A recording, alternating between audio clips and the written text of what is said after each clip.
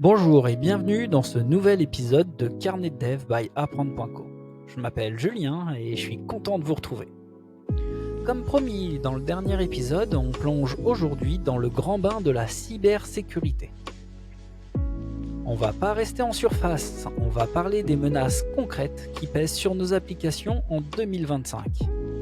Et surtout, des actions pratiques que nous, développeurs, nous pouvons mettre en place pour construire des forteresses et pas des châteaux de cartes. On va décortiquer 3 zones de combat.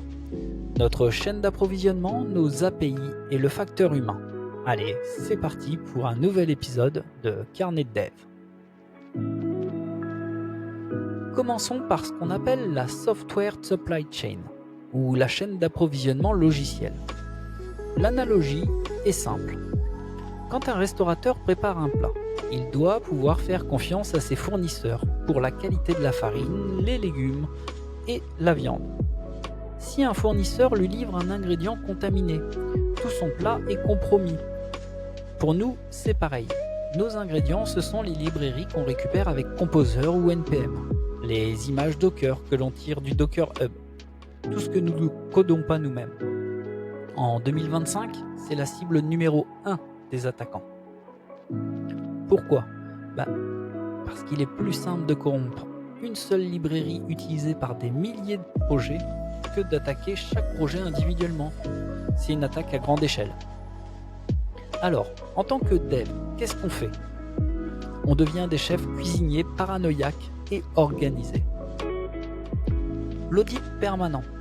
La commande Composer Audit ou NPM Audit ne doit plus être une option. Elle doit faire partie de votre routine. Quand on la lance, elle vous sort toute une liste claire des paquets vulnérables. La sévérité des failles est souvent un lien vers l'annonce de sécurité. C'est votre premier filet de sécurité. Mais on ne peut pas penser à la lancer tous les jours. C'est pour ça que l'automatisation est reine. Des outils comme Dependabot de GitHub ou Sync scannent vos dépendances en continu. Dès qu'une nouvelle faille est découverte dans un de vos paquets, vous recevez une notification. Et souvent, une pull request toute prête pour corriger le tir. C'est magique. Le SBOM, votre nouvelle carte d'identité. Le Software Build of Machine est une liste exhaustive de tous vos composants logiciels et leurs versions. Imaginez la liste d'ingrédients sur un paquet de gâteaux. C'est la même chose. Pourquoi c'est important ? Parce que si demain une faille critique comme Log4Shell est découverte, votre première question sera « Est-ce que j'utilise cette librairie et dans quel projet ?» Sans SBOM, c'est la panique. Avec SBOM, la réponse prend 30 secondes. C'est en train de devenir une exigence légale dans de nombreux secteurs, notamment pour les contrats avec les gouvernements. Des outils comme Trivy, Safety peuvent générer ce fichier automatiquement lors de votre build. L'hygiène des dépendances. Mettre à jour régulièrement, c'est bien, mais il faut le faire intelligemment. Ne vous contentez pas de faire un composer update à l'aveugle. Prenez le temps de lire les changelogs, les journaux de modification. Parfois, une mise à jour de sécurité peut introduire un changement qui casse votre application, un breaking change. Il faut aussi se méfier du typo-squatting, des paquets malveillants avec un nom très proche d'un paquet légitime. Par exemple, monologue avec 2G, une faute de frappe, et vous installez un mouchard. Pour les projets critiques, l'utilisation de registres privés comme Private Packagist permet de créer une liste blanche des paquets autorisés, un excellent moyen de contrôle. Nos applications sont de plus en plus des assemblages de microservices qui communiquent via des API. La forteresse a été remplacée par une ville pleine de portes et de fenêtres. Chaque point d'API, ou endpoint, est une porte potentielle pour un attaquant. L'OSWAP, l'organisation de référence pour la sécurité du web, publie un top 10 des risques spécifiques aux API. Parlons des 2 plus critiques. la faille BOLA, Broken Object Level Authorization. C'est la faille numéro 1 et de loin.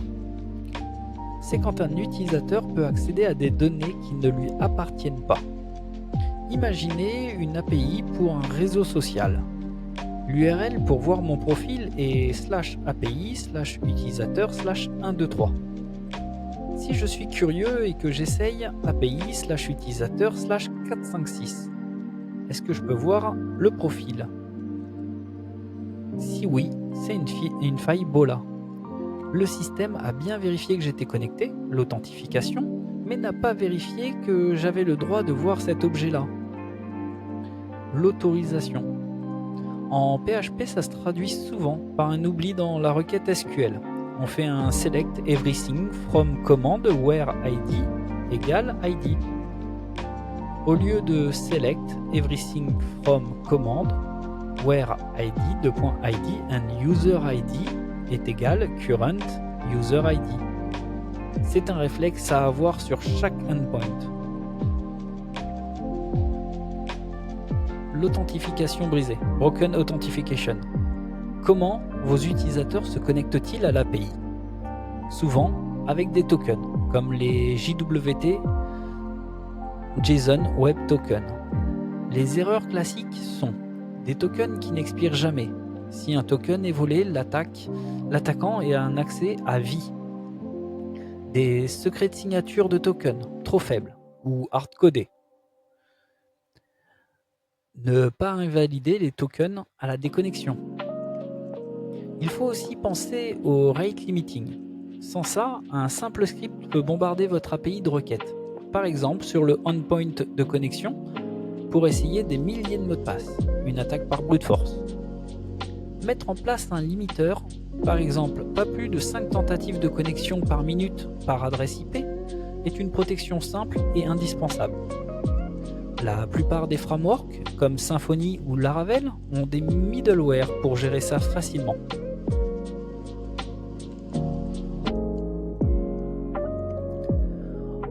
On peut avoir les meilleurs outils du monde, la plus grande menace reste souvent entre le clavier et la chaise.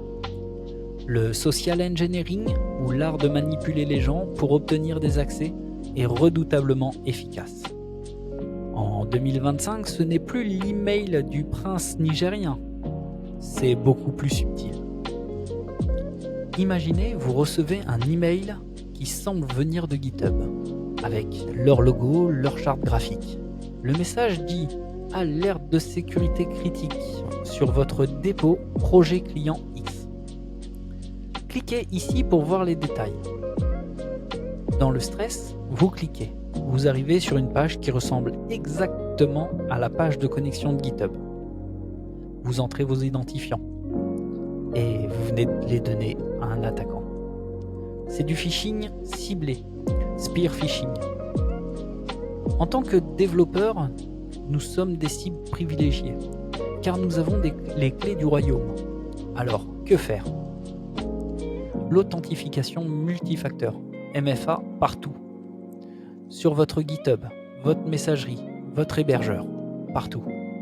C'est la protection la plus efficace contre le vol d'identifiants. Même si un attaquant vole votre mot de passe, il ne pourra pas se connecter sans votre téléphone.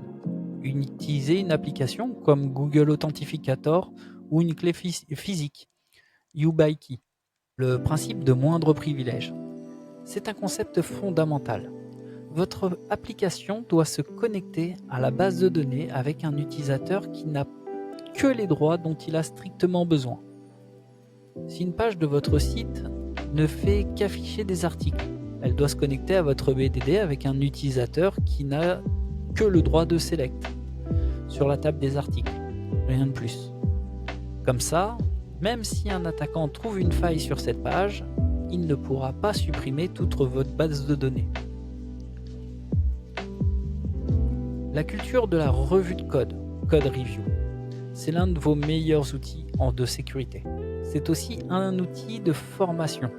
Quand un collègue relit votre code, il n'est pas là pour vous juger, mais pour vous apporter un regard neuf.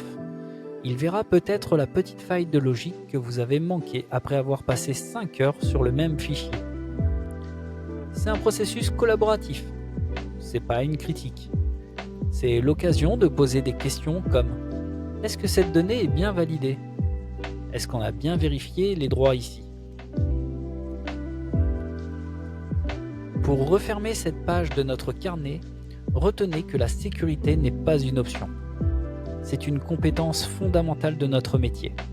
Elle repose sur 3 piliers: sécuriser nos dépendances, blinder nos API et renforcer nos habitudes de travail.